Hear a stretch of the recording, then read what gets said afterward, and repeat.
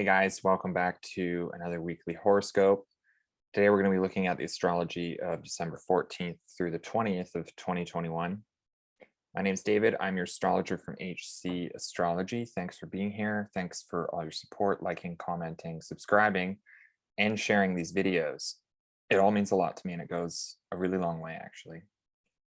I'm currently traveling, so I may not be able to keep up with my regular report schedule, but I'm going to keep trying to do my best to keep these coming out week by week. I also want to mention again that if you're looking to book a consultation with me before the year is up, head over to my website and book services using my scheduler system. I'm still offering a special holiday sale, and you can book a full chart reading for the cost of a basic reading. You basically save €50 and you get an extra 30 minutes in the consultation. The discount's going to last to the end of the year, but you can also just book now and book something for later in the year if you don't have time now, and then we can just do it later. So head over to my website, and when you fill out the form, just say that you're looking for that discount. So let's get into the astrology for this week. One second. Yeah, okay, so here's the overview for the week. It's mostly lunar transits this week, but there is some pretty big things happening. And one of the things I kind of forgot to mention with last week's report is that, I'm going to be switching over to a different time zone. So I'm going to go over what would have happened on Monday, December 13th. Which is today, which is when I'm making the report, but is when Mercury conjoins with the south node of the moon in Sag after having just ingressed into Sagittarius. So it's mostly a lunar week. Kind of the big things happening, of course, is the Venus retrograde station. That's going to happen on December 19th, 5:35 a.m. in Eastern time zone. I've been talking about that for months and months, so we're going to be doing a bit of a recap, but I'll address some other things with that as well. Especially after the Venus-Pluto conjunction, which would have happened on the weekend. I think we're really starting to feel like, okay, what's this Venus retrograde all about? And then on the same day, we have the Sun sextile to Jupiter, and the week closes with the Mercury-Uranus trine. And then we also have, I didn't mention, a full moon. A full moon in Gemini happens on the 18th, just before the retrograde of Venus. And it's a really positive full moon, and I'm going to kind of go into that later, but it's also the first Gemini full moon or Gemini lunation in the last year and a half, which is not an eclipse. So that's pretty positive in general. Anyway, let's get into the transits, kind of go one by one and see how they go. So, like I said before, since I've changed time zones, I didn't cover the Mars South Node conjunction that would have happened in Sagittarius. You can see Mars with the South Node here. So I'm going to do that now. So this would have happened on Monday, the 13th of December.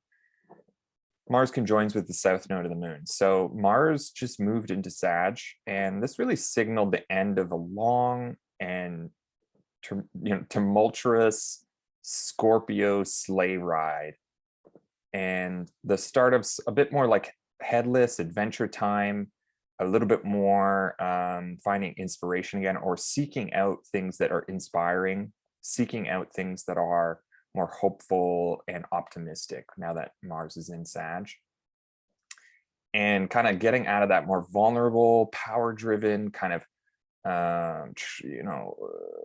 things that were a bit more tumultuous or maybe a bit more defensive, having to deal with some power structures, having to deal with some of the challenging themes of the year. Maybe things had needed to be purged, things had needed to be dealt with. There was a bit of paranoia going on, cutting out things. With all that Scorpio season, it's like now everything's out of Scorpio. So, you know, and Mars is now with the sun. It's in Sag. It's in a Jupiter ruled sign. It's in a positive alignment now with Jupiter for the time being. So it really changes the setting for what Mars is doing, and Mars being that kind of impulse to take action, to seek things out, to energize things, to be a bit more forceful with things, to be pushing things forward, or to, you know, seek things out. Now it's in a more inspired driven kind of location in the chart. So wherever you have Sagittarius, that's taking on a new drive of some kind. And it also means that Mars, once entering Sag, conjoins with the shadow tail of the dragon, you know, the south node of the moon, the shadowy tail of the dragon, also called K2 in Vedic astrology. And it really emphasizes now this kind of more headless themes of Mars in Sagittarius. You know, that kind of head, like not really using our heads in our desire to seek out some sort of, you know, having an adventure again, having inspiration again. So if we recall, the nodes of the moon are the points in astrology that tells where eclipses take place, right? And so there's something about the previous eclipse and eclipse cycle between Gemini and Sag that is kind of residually radiating from the south node right now. And with Mars conjoining the headless, melancholic, escapist, and otherworldly south node, we can get a strange combination of forces blending together. Potentially causing trouble on some level. But it can also suggest the potential for extremely driven detachments into some sort of spiritual escape. This could be a sign that there's a danger here, one that suggests that if we're not careful, we could go so far down a rabbit hole of some kind that we may not be able to get out from the other side. Another way of looking at this is maybe overdoing it with drugs, or spending too much time, money, resources on some sort of escapist practice, or something that's related to wherever you have Sagittarius in your chart, or some other pursuit, or in terms of what we're really feeling what Jupiter is all about, like what's going on with Jupiter, what sort of big picture thing we want to really move forward with, take things to the next level with, and we may kind of just lose ourselves in that drive. So that's one of the dangers there. Some other pursuit that's taking us out of our head, some, maybe even like mega dosing on mushrooms, for instance. Like I remember one summer there was a group of us and we did this mega dose, and really things didn't go as planned, is what I'm saying. So this is a potentially dangerous combination. The nodes are always somewhat treacherous points in astrology, and the south node especially has these averse, detaching, disembodied, or Saturnian melancholic qualities that, when combined with Mars, could spell out forceful, coercive drive to detach, to separate, to get out of one's head, to escape maybe from the mundane world, or to really be driven to distance oneself, to really alienate oneself. So now, typically, when looking at planets combining with the south node, we're thinking about a decreasing nature too. So, and it's often said, and this is maybe the kind of silver lining in it, it's often said that when the south node combines with malefic planets, Saturn and Mars, it's in a more positive combination than with benefic planets. And that's just because the south node, since it's associated with decreasing, it will decrease the more malefic qualities of one of the more malefic planets like Mars or Saturn. Still, since this is the first thing that happens to Mars once entering Sagittarius, it could also suggest a sudden shift in gears that could be impulsive or overly excitable, but then it's kind of combined with this otherworldly, detached, disembodied presence of the south node.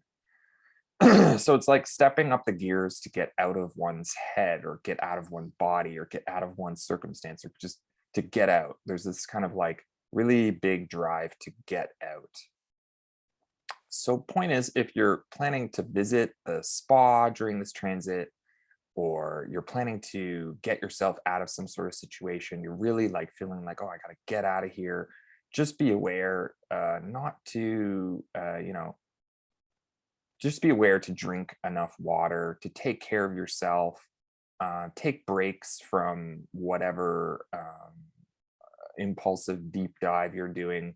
If things overheat, it may be good to just take a step back, get some cold water again.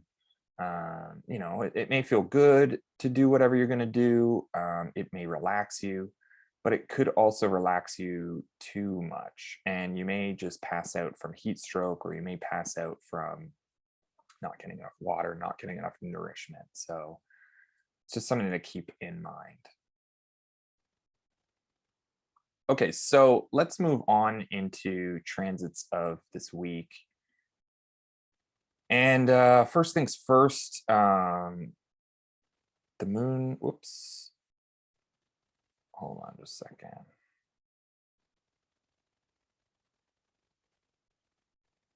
Okay. The moon moves into Taurus, so we get that energy shift, energy and mood shift. Things become more, steadfast. Our need to be resourceful and produce some results starts to get to permeate our environment or our circumstances. We may find ourselves a little more stubborn, unwilling to see the other side of things. We may want to just feel good, get pleasure. This is also related to that Mars South Node conjunction. Change our perspective towards what we've been hoping for, maybe dreaming about, desiring. Things become more determined and transfixed, and could be on some level obsessive a bit with finding peace again, especially after Venus, the ruler of Taurus, is still in conjunction with Pluto. So looking at the domicile ruler Venus, we can also see there's an emphasis over events that took place over the weekend. What happened during the Venus-Pluto conjunction, which is going to continue on for a while. Venus is about to station retrograde. Venus is moving very slow. But what are we now dealing with since that initial conjunction? It's going to conjoin again with Pluto next week. And what is it about the upcoming Venus retrograde that we're starting to become more and more clear about in terms of the process that is going to entail, about the themes of this Venus retrograde, what's going on in relationships, what's going on in love, in friendships, in peace and harmony. What's going on there that really bubbled up to the surface over the weekend, revealed itself, and that's going to be thematically played out over this Venus retrograde. So now that the moon is in Taurus too, we maybe find ourselves a little more caught up in tensions that are going to be produced, especially by the Venus conjunction circumstances, but also in this reactivation of the Uranus-Saturn square, which is perfecting over the holidays. It's going to be perfecting over December. Actually, I think it's even next week. So we're beginning to understand and feel more clearly what that last square is going to be about.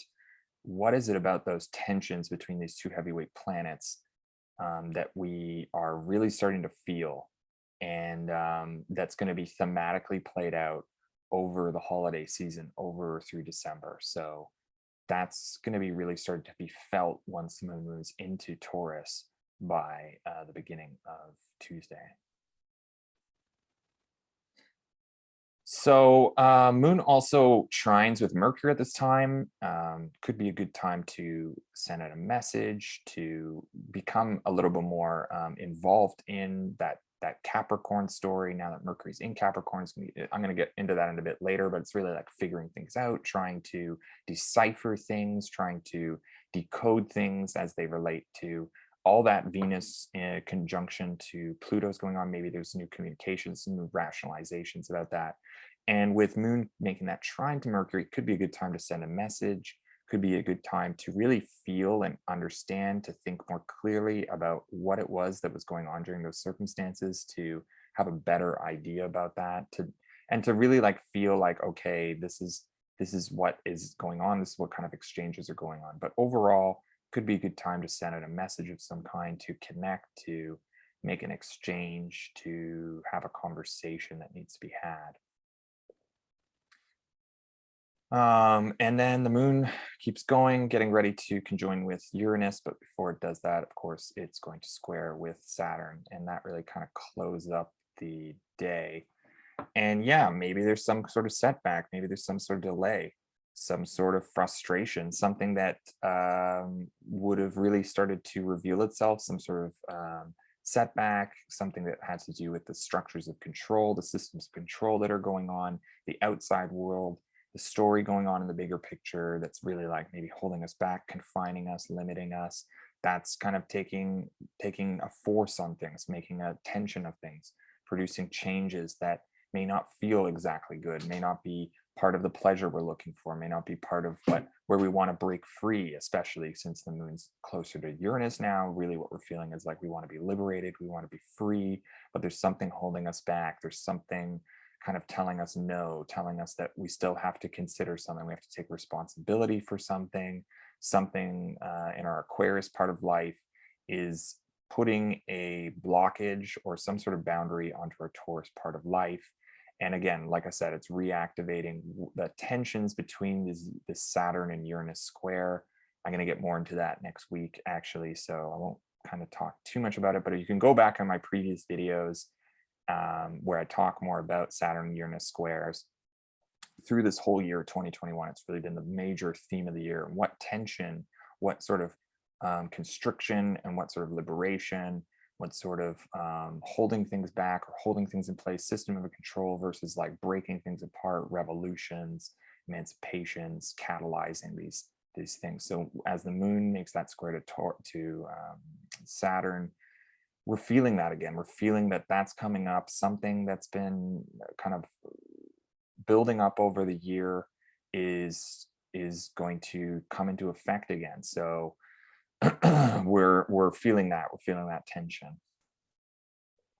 Okay, so moving forward into Wednesday, of course, the first thing that happens is that conjunction with Uranus. So just kind of emphasizing that maybe we're really feeling that need to escape, that need to break free, that need to liberate, that need to do something innovative, something that is out of the norm, that's other than what we were usually doing, the opposite of what we're doing, something breaking free. We're really feeling like, okay, I need to do something broken, break something, do something novel, quicken things up, upstart things. I'm tired of being held back. I'm tired of things being part of some rules, things being distant. I'm tired of things being on the other side of the world from each other.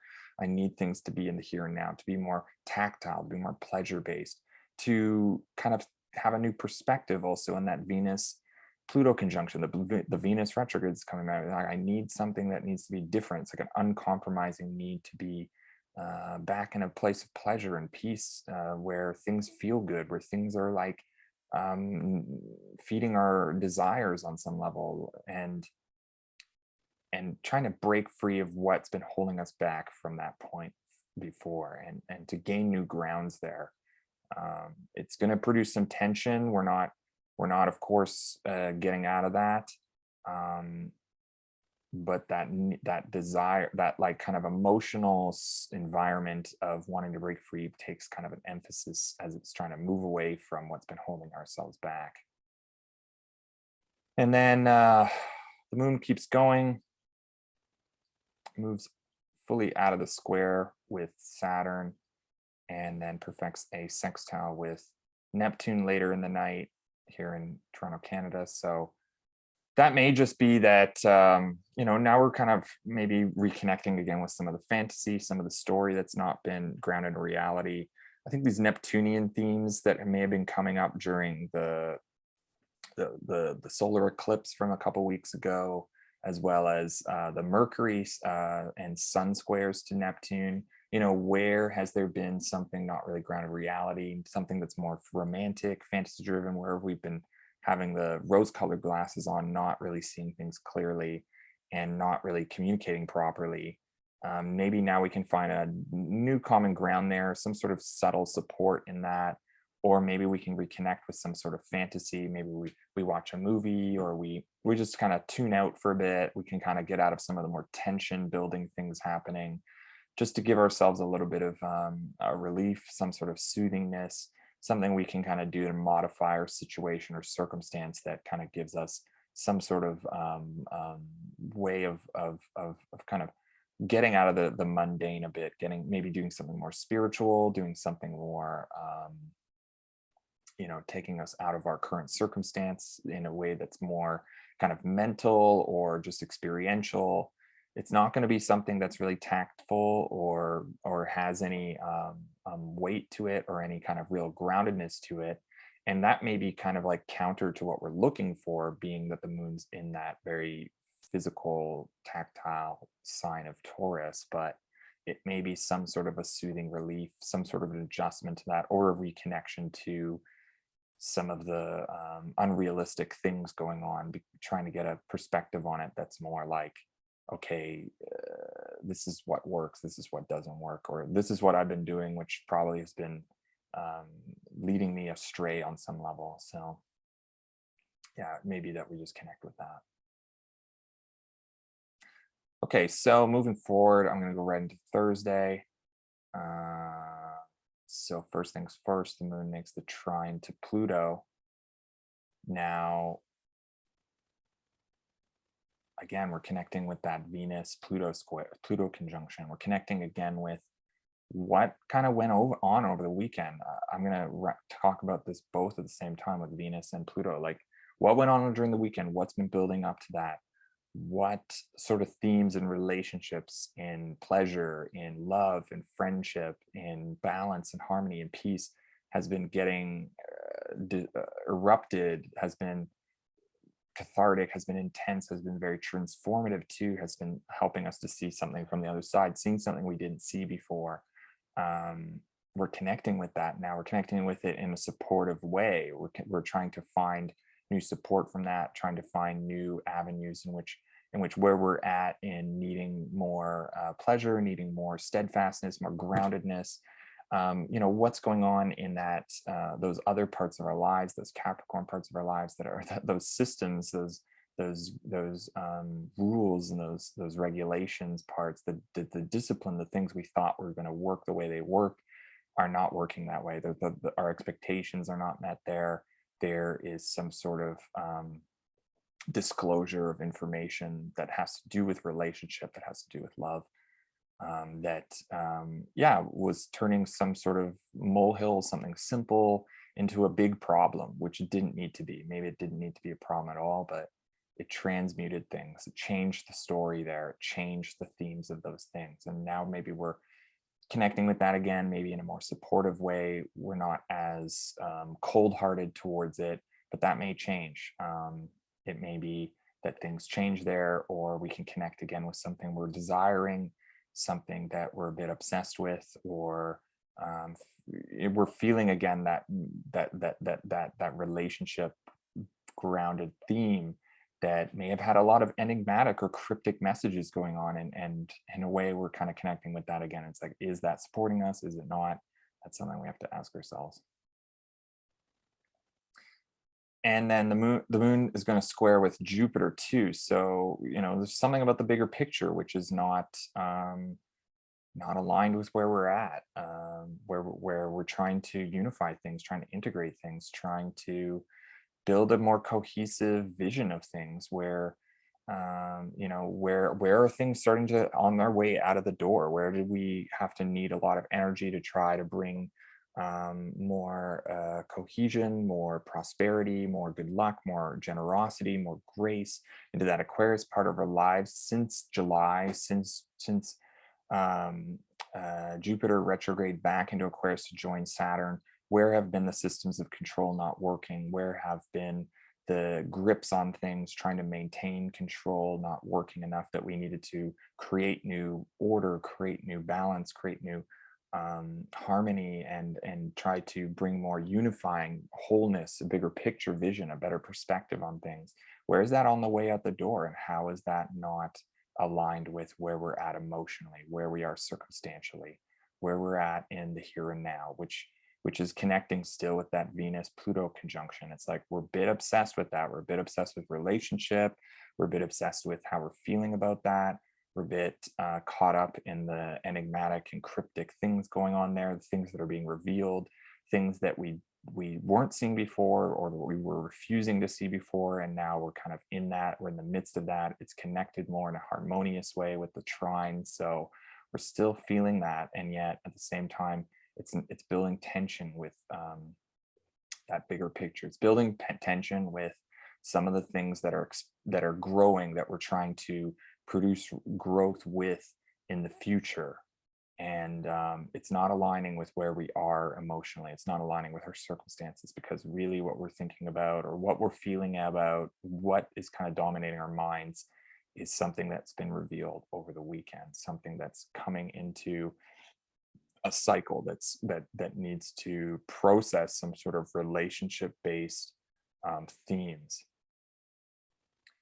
and that's not aligning with where we're wanting to grow, where we're wanting to take the bigger picture into a place of more expansion, more confirmation, wisdom.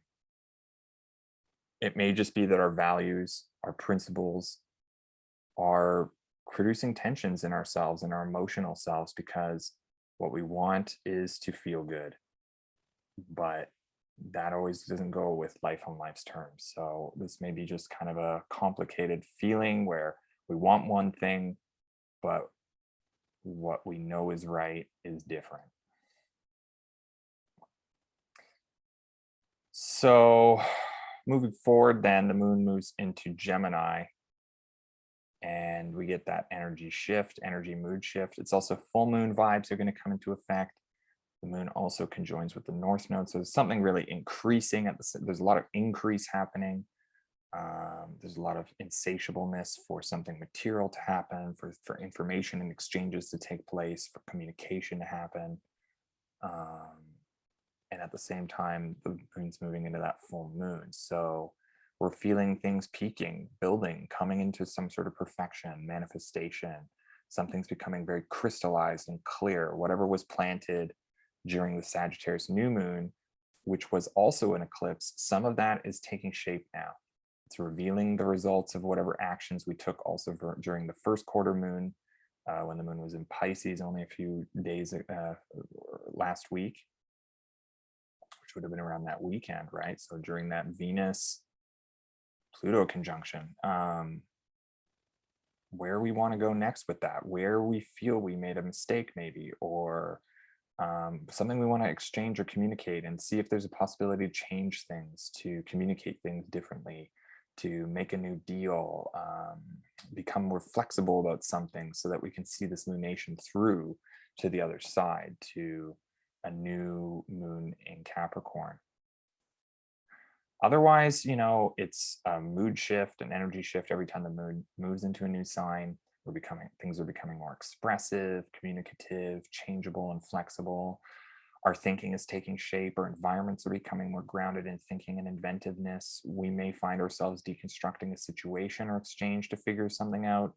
And with that conjunction to the North Node, as soon as it moves in there, that's really increasing. It's really becoming like an insatiable desire. We're kind of obsessing over it. We need things to be communicated. We need things to be figured out and inventive. We need to have that exchange happen, and it may drive us in a bit of a frantic mood. We may panic a bit over, like, oh, is the message not getting through, or all that kind of stuff. And we can see also the moon's moving into that opposition to with Mars, so there is the potential for conflict, for adversarial issues to take place, for pushiness, for pulling things to one side. It's like, if you don't see it my way, then you're wrong. Making lines, making boundaries. It may be an ultimatum comes up. It's like, you either say this, or you do this thing this way, or it's never going to happen. And that could be very tension producing. So on the one end, we're feeling this full moon take shape. But on another end, it's like as soon as the moon enters into Gemini, things are kind of intense. So, and also we can look at what's going on with Mercury, the domicile ruler of Gemini. Mercury's now in Capricorn. We can see that our thinking is pretty based on deconstructing, figuring things out, negotiating, rationalizing some of the events that took place over the weekend with the Venus conjunction to Pluto. Again, it's all coming back to that this week. What went on during that conjunction, and what is still playing out? What is still kind of lingering, right? So as we are really applying our thinking and understanding to that and trying to figure this out, what is Venus retrograde also about, right? So where's Capricorn in your chart? What is Venus retrograde doing there? And as soon as the moon moves into Gemini, it really takes a bigger emphasis of like, okay, what does that mean to us? What can we figure out from that? Maybe less about making meaning and more about what is the information coming through about that, and trying to decipher that or trying to decode it in a way. And then once the sun moves into Capricorn, that's when we're really going to start to understand some of the things going on. But right now it's like, okay, what are the facts? Anyway, I'm going to be going over a little bit more of the Venus retrograde later, but for now, I think it's becoming more clear to each of us what the process of retrogradation in relationship, pleasure, love, friendship, aesthetic, and balance is all about.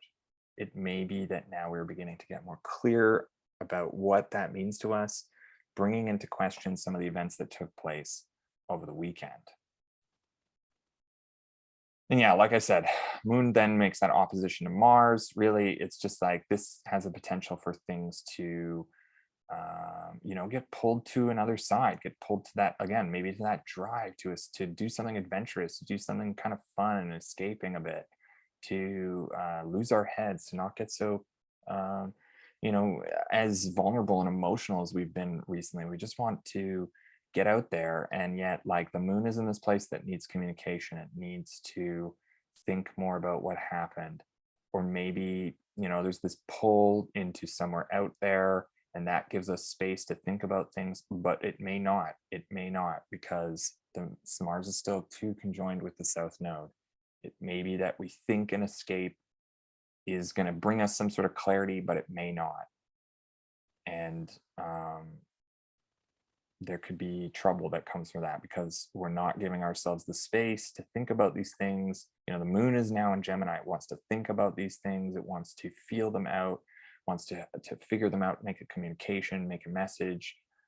But Mercury is also not in alignment with moon. So it may be that our thinking and our heads are not really in tune with like where our circumstances are. It may be that what we're doing in our circumstance is helping us figure that out. And with Mars there in opposition, Mars is like, oh, why don't we just hit the road for a while and help you to clear your head? And maybe that works. It's not clear, but it may take us out of somewhere, out of some circumstance that we need to actually be in, or that we feel we need to be in, since it's close to the North Node. Now, it could be that like kind of letting go, taking on a drive to get outside of things, to get some inspiration again. That may be more in line with that bigger picture again, since that's more of a Jupiter thing going on. So, ask yourself what feels good in that moment. If you need to get outside of things a bit, that may help you to get a better perspective on things, but it may not. So see how that feels, see what comes up, and be a bit flexible with it, because with the moon in Gemini, we're going to need to be a bit more flexible. Okay, so moving forward, basically into Friday. So first thing, the only thing that really takes place on Friday is the trine to Saturn. So yeah, I think really what that's saying is like whatever we're feeling out, whatever we're figuring out, whatever kind of messages or communications were taking place, or kind of ways of trying to get a better perspective on things, those are a bit more in line now with some of the responsibilities we have, with some of the bigger picture things that may be more kind of holding us back, that may be kind of more about creating boundaries or restrictions on some level. We're feeling supported by that. Maybe the routines are supporting us, the structures, the systems of control are supporting us, the systems of order on some level. They're bringing support to us right now, and maybe where we're not really feeling so like things are making a lot of sense, right? Moon is in his Mercury ruled sign, and Mercury is not in alignment with the moon. So there's something that's like, maybe we just can't make sense of it right now. And maybe that's okay. Maybe that's what this kind of trine is saying. It's like, just get back to doing what you got to do. Where do you feel in control again? Where do you feel like things make sense? Get back into that. Do one thing at a time. Do the next right thing. Take the next step. And things will start to make sense again. They will have some sort of order to them. And the moon's getting closer and closer to that full moon. So this is going to help us to become more clear about that, to get more crystallizing, to bring our emotions into more of a tempering kind of balanced, more serene space. And often it's said like through discipline, there's freedom. And this could be kind of reminding us that all we need to do is the basics. Take us back to the basics. If we can't figure a situation right now, and getting out into an adventure, into the open air, that may have helped us to get a better perspective on that bigger picture where we want to go in the future, but it really hasn't brought that sense of like things are in order again. And maybe that kind of connecting to something that's more about how can we bring back some sort of rationalization into our everyday, and that is going to help us to feel a little bit more grounded, feel a little bit more like things make sense again before moving forward. So that's it for Friday, and then let's just go into Saturday. So first thing that happens is the moon square to Neptune. So I'm going to kind of talk about this in lieu with the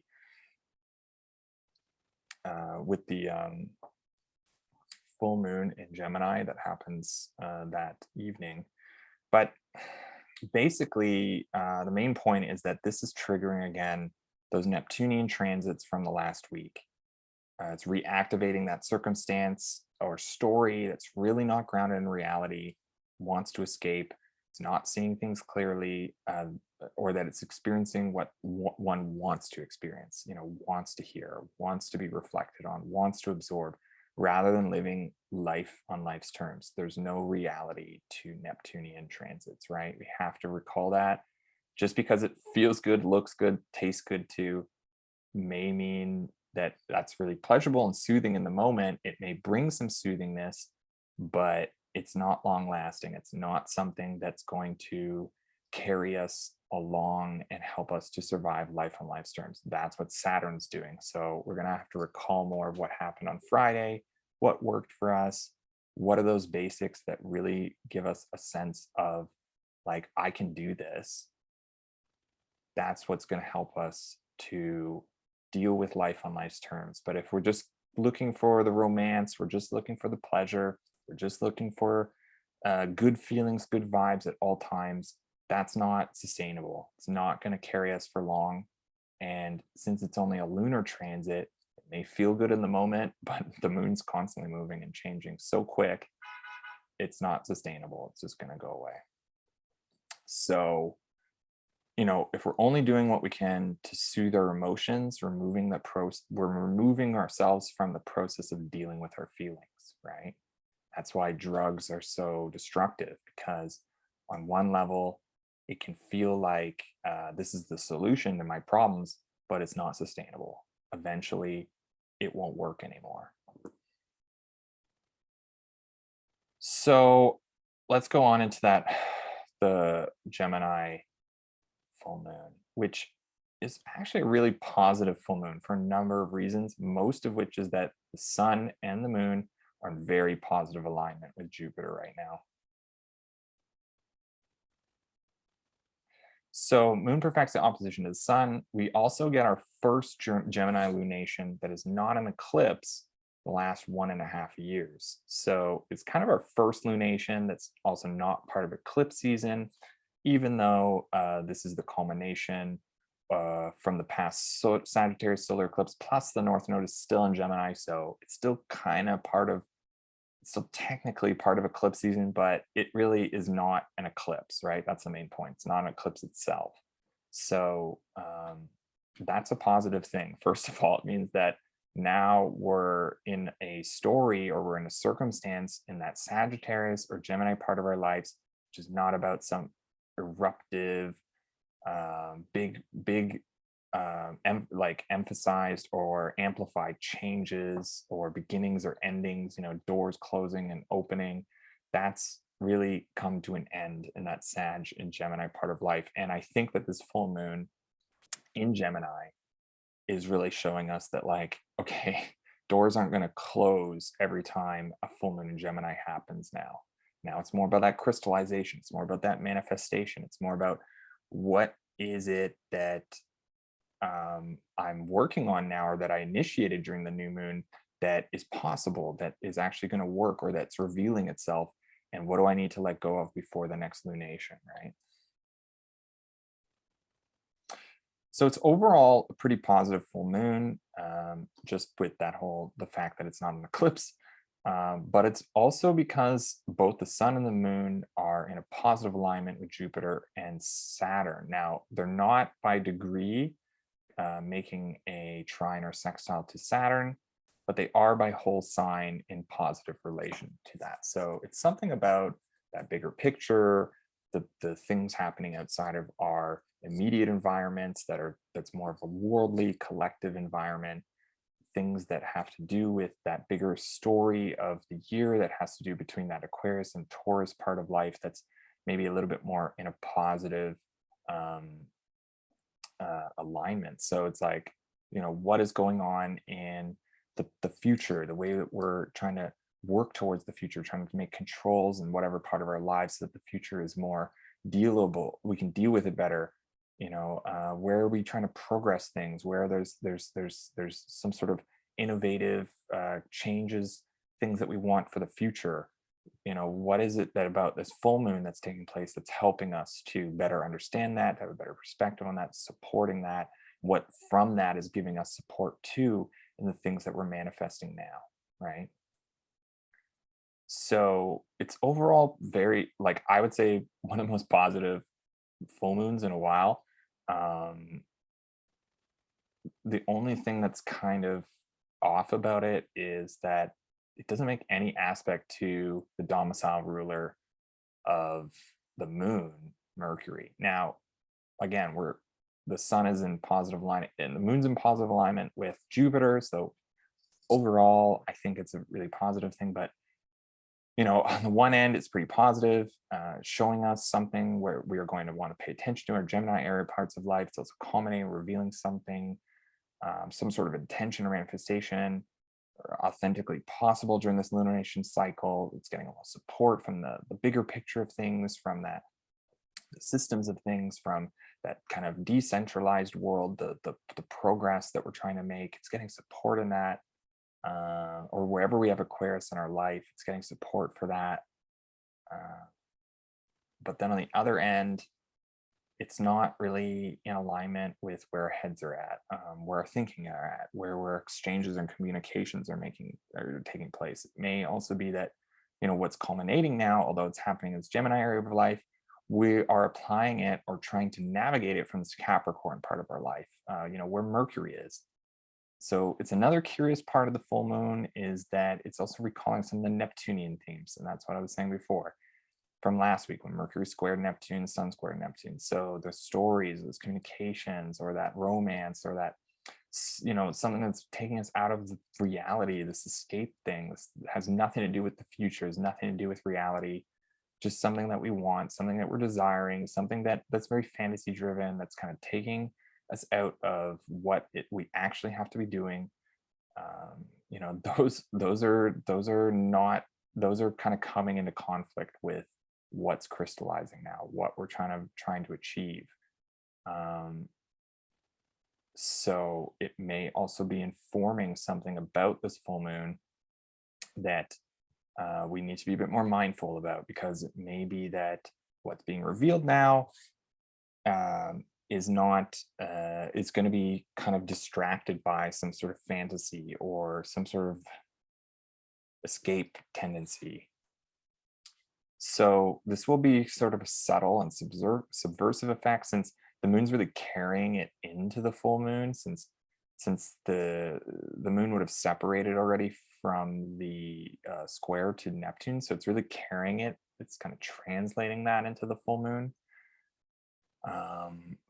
And it may be difficult to comprehend how that's really affecting things, especially if what is manifesting or what is revealing now is feeding our fantasies or is producing an illusion pertaining to what we want right now, rather than what is really actually grounded in reality. So just be mindful again, especially with consumptions of intoxicants, since this Neptune effect may be drawing us deeper and deeper into intoxicating mindsets or environments that may make it even more challenging to climb out of wherever we've fallen into, or that we may think we're falling out of, we may think we're climbing out of there by decoding and thinking about it and figuring out this whole Capricorn thing. We may be kind of thinking we're getting out of there, but with that square to Neptune, if we're not being mindful about what is kind of too good to be true, we may find that the rope ascending us is actually just taking us deeper into the mud.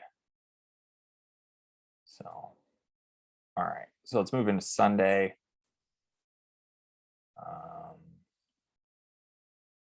Moon makes the trine to Jupiter. Super positive.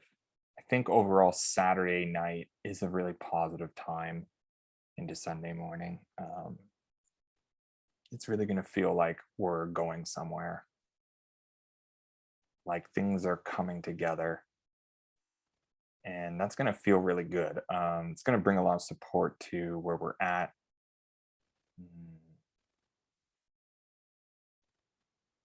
It may be that we have a good sense of judgment in that case.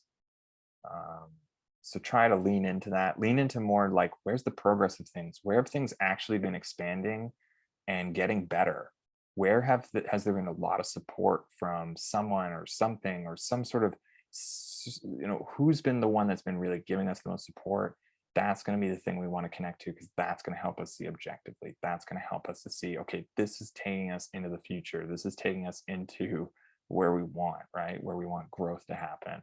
Rather than getting indulged in the past, getting indulged in things that are never going to figure themselves out, try to lean into things that are actually supporting us, taking us into the future, bringing us a bigger message, bringing us a bigger connection to our spirituality, to our principles, to our beliefs, to where we want to go in the future, where we want things to grow, where we want things to harmonize on a collective level, where we want to see our lives come together. There's something that's been supporting us all along from that. Jupiter is about to leave Aquarius. So there's something about that Aquarius part of our life, wherever you have Aquarius in your chart, it's been very supportive for you. That is what you want to connect to help you to navigate what is real, what is not, right? And then the moon moves into Cancer. So an energy mood shift. Now things become more based in caretaking, nourishing, meeting our needs to give and receive emotional warmth and security. And maybe it may have been a very emotional week leading up to this, and we may have had to deal with some events or circumstances that did not meet our needs. So now is a chance to reground in that, to become a little bit more sentimental, to indulge in the past, maybe to soak up some of the nourishing qualities in family and home. This is not to say that those escapist tendencies are going to help us. We still want to find our connection to rationality, to the bigger picture. That's going to really lead us towards what the future is going to be holding, what's going to really support us. But now that we're in this kind of Cancer zone, we just want to get our needs met right now. It's like, if we have not had a chance to be emotional, now's the time to do that. And it's going to be feeling like I really need to do that. And we can also see that Venus is retrograde now too. So where do you have Cancer in your chart? This may be a place where emotional nourishment comes back into play. It may be that we're becoming maybe more intoxicated by the emotional silvering that's taking place now. It may be that we are hearing what we want to hear, forgetting what we want to forget, escaping into a place where needs and security are all we seem to want to be feeding at this time. It may also be that this transit through Cancer is bringing us up the circumstances of Venus Pluto conjunction. Venus just stationed retrograde, so it's intensified that. And the moon in Cancer, it's on the other side, right? Now we're on the flip side of what happened during that Venus Pluto conjunction, Venus retrograde, Mercury's there. What have we been trying to figure out there? Communicate. We're on the other side of that now. So that could be a positive thing. It could also be something that creates adversarial tensions, creates problems.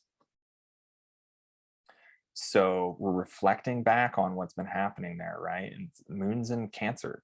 It's really, all those lunar themes are really getting emphasized, of like reflection and nourishment and creating an environment of security and feeling at home, feeling like in a place where we're safe, and that's getting emphasized more. And then it's reflecting back on that Capricorn part of life. So what is it that's going on there that has been very fear driven, that's been very kind of enigmatic, cathartic, transformative, eruptive, taking us out of a safe space, somewhere where we thought we were going to get pleasure, somewhere we were going to thought we were going to connect and find love and relationship, that it didn't work out. So now we're kind of reflecting on that, and what's been happening in relationship, love, friendship, balance, harmony, peace.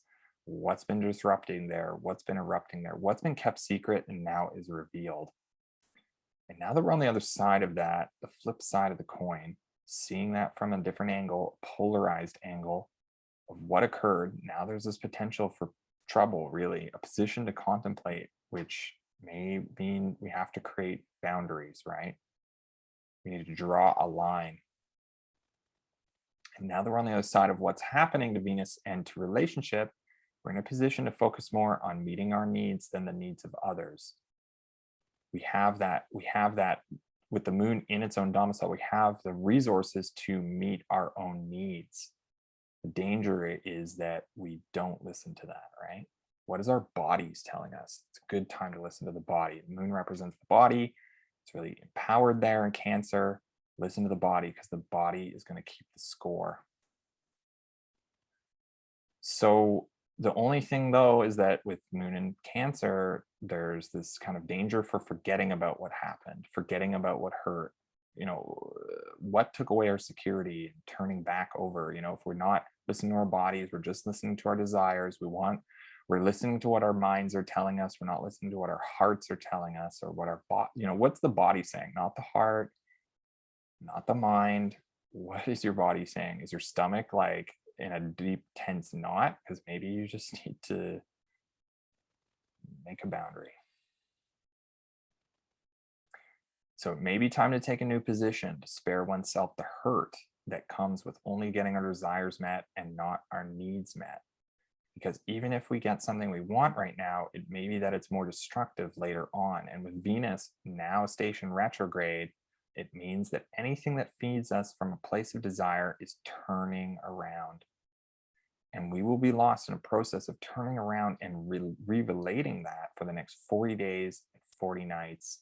Venus is retrograde. So word to the wise, be careful about what gives you pleasure right now, because it may not be all that it seems to be. The best is to come back to yourself, ask yourself what you need in this moment. What can you nourish with yourself? And something that nourishes you that doesn't rely on people, places, or things. What in yourself can nourish you? And I think it's important to connect again with what was that supporting you from that Aquarius part of life. What can nourish your needs now? And Moon's going to move into a more positive alignment with Neptune, meaning there's something very spiritual about what we're lacking right now. Something very spiritual that needs to be supported, and that will bring support too. Since Jupiter and Neptune are quite spiritual planets, actually. So Venus is retrograde now too. See now that there's the red on the degree and the minute numbers with Venus. Venus is retrograde. So I've really gone over this transit a lot in detail over previous reports over the last months.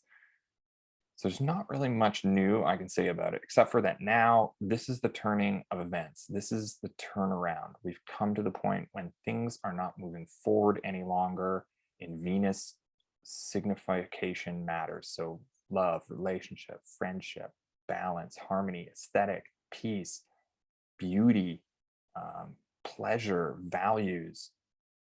Those are things that are not, they're at a standstill now. Actually, they're intensifying now. And it's really emphasizing the themes that have been really coming into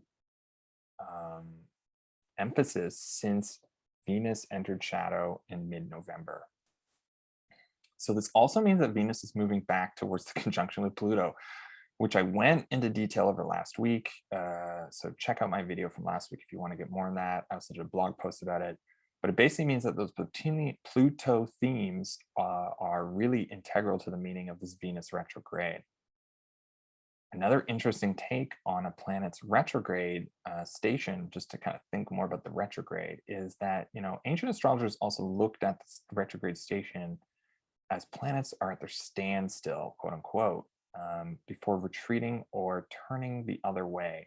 So we can kind of look at this as the last stand of how Venus and Venus-related topics are going to keep working or functioning, and that before they can go backwards, there's almost like a pause, freeze, or twist towards pushing back at what's been expected of Venus-related matters up until this point. You know, what is it in relationships, love, friendship, balance, harmony that's been expected and now is like intensifying and didn't work or is going backwards now? You know, what is about that that's twisting? You can see this too as a metaphor for having had enough. Remember, now the moon is opposite that. There's something about we're seeing this, we're reflecting on it from an outside, like the polarized perspective line. Maybe there's a line that's being drawn. So it's like not being a pushover anymore, taking a stand for a different way of doing things, a different way of relating or reciprocating, of enjoying or repulsing. Basically, it's a different way of harmony where the old way is no longer working and a new way is needed. But first, there's a stand to say this no longer works. What's not working? It's like, it's important to say that this does not work.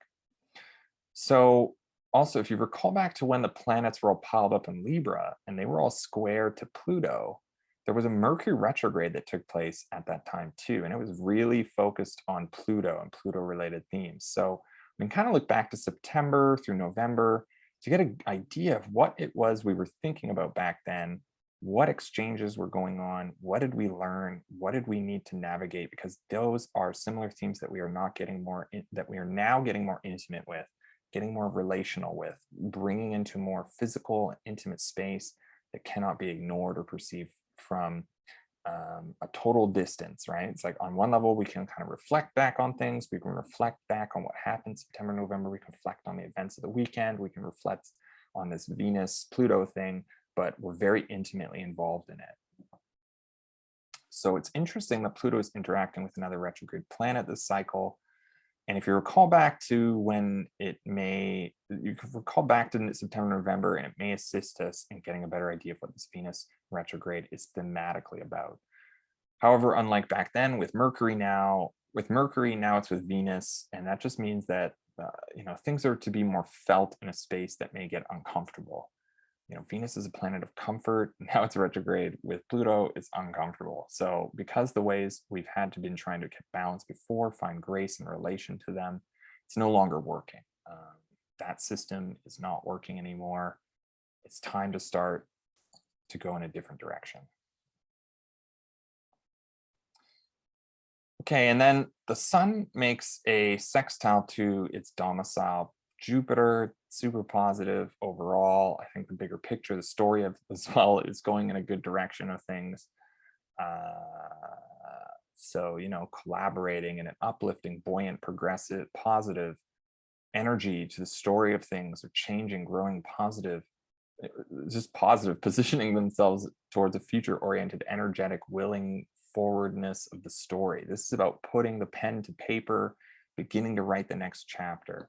This is about getting in touch with what matters to us, our values, our authenticity, our hopes and dreams, and making some adjustments in the here and now to steer our ship towards those goals we have, however far away they may seem. We're steering the ship, taking the first steps towards that openness and that possibility. And I really like this transit.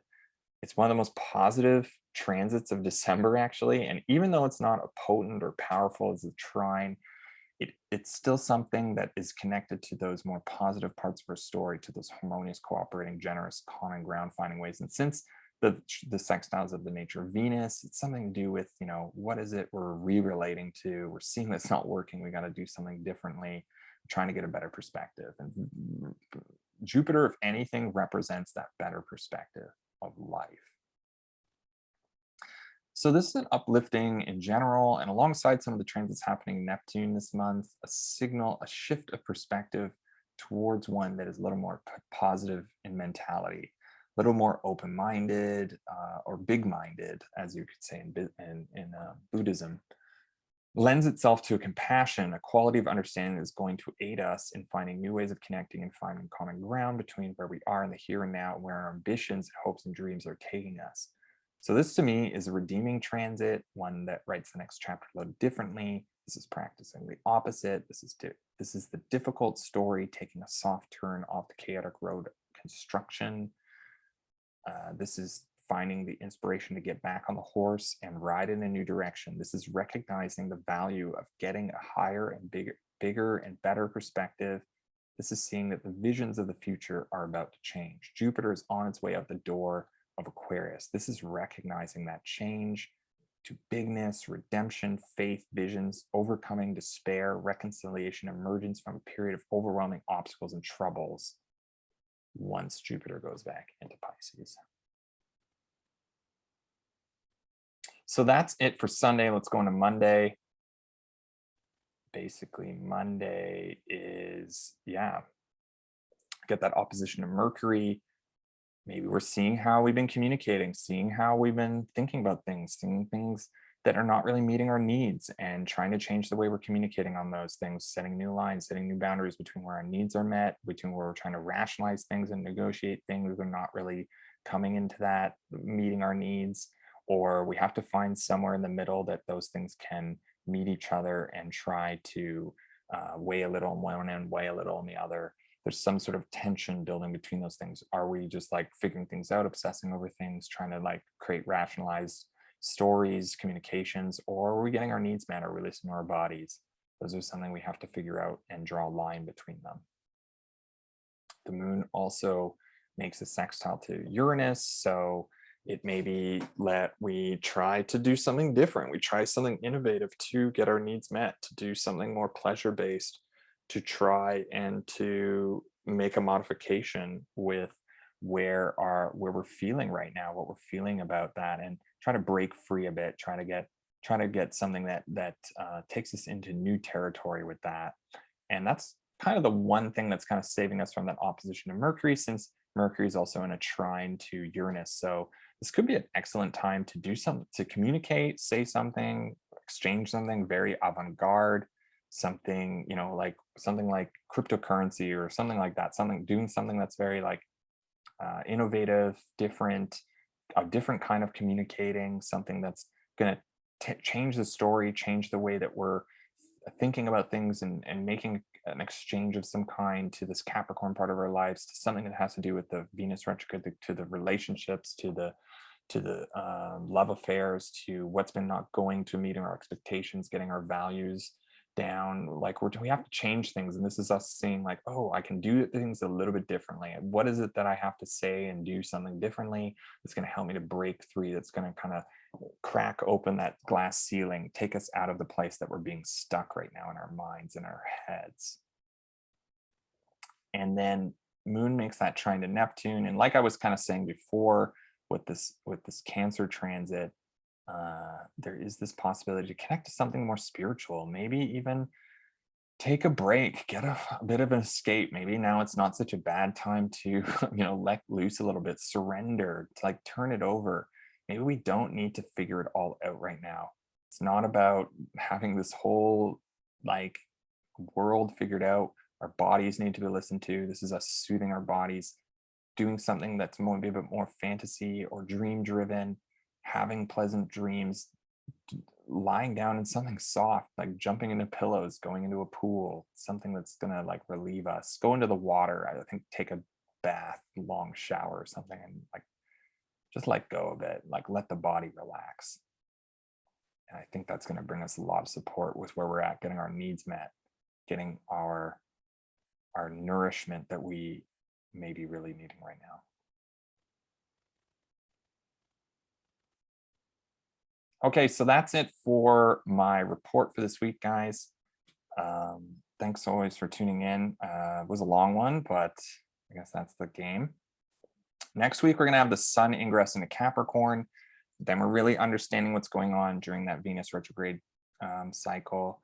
Now, the Capricorn story comes into effect. It's also the winter solstice. So there's something about the light being at the lowest, like there's the least amount of light in the year, but it's also that turning point. It's the birth of the year on some level. And it's like the celestial New Year's. And now from this point forward, light is increasing.